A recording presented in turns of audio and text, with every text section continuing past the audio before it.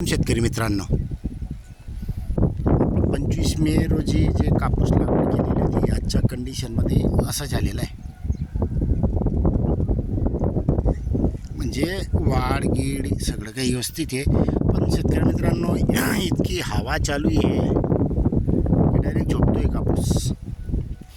पण माझ्या वैयक्तिक अनुभव असा राहील की हा जो आता समजा पाणी दिल्यानंतर मुळ्या ढिल्या पडतात, त्याच्यामुळे काही वेळेला पिकाला झटका बसतो. त्यामुळे आपण सध्या मागे एक फवारणी करून घेतलेली होती, त्याचे आपल्याला चांगले परिणाम भेटलेले आहेत. आणि आता जे फवारणी करतो आपण समजा पाणी दिल्यानंतर लगेच फवारणी करून घेतो आहे. दुसरी आता फवारणी चालू आहे. बाकी ट्रायल बेस काल केलेलं होतं थोडंफार.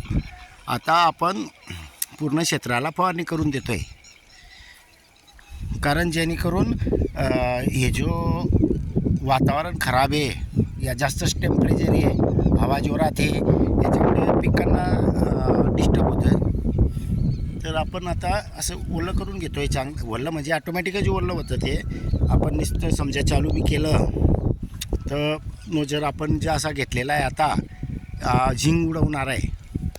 एक मिनटं दाखवूनच देतो. या अशा पद्धतीने आपण फवारणी करतो आहे. विषय म्हणजे बघा, हे नोजर कधी बघितलं आपण तर एक नंबर म्हणजे पूर्ण झिंगच उडवतं आहे. नुसतं असंही केलं तरी काम होऊन जातं आहे. तर शेतकरी मित्रांनो, फवारणी आणि जमिनीतून थोडं थोडं देत राहणे म्हणजे जेणेकरून पिकाला जे लागणारे अन्नद्रव्य हे मिळत असतील, भेटतील आणि उत्पन्नात चांगली वाढ होईल. विशेष म्हणजे घरगुती निविष्ठ असल्यामुळे थोडी जास्त प्रमाणात बी लागली तर काही फरक पडत नाही. बघा, खालती पूर्ण ओलावा होऊन जातो आहे. तर शेतकरी मित्रांनो, उत्पन्न वाढवायचं असेल तर हे असं पद्धतीनं लहानपणीच थोडं उपाययोजना केली तर चांगला फायदा होतो. हे इथे आपल्यावरही एक मिनिट जे हरभऱ्याची काढ होती बाकी फेकून दिलेली आहे, पण इथे थोडी जास्त राहून गेलेली होती. रोटावेटरमध्ये दाबली गेली, ती दिसली नव्हती. म्हणजे दिसली नव्हती म्हणजे खालती जास्त प्रमाणात राहिली.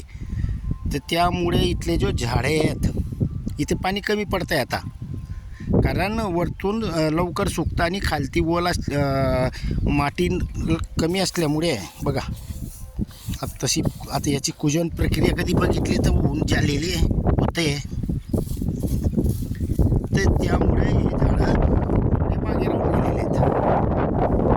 शेतकरी मित्रांनो, आपण जे आहे ते दाखवतो.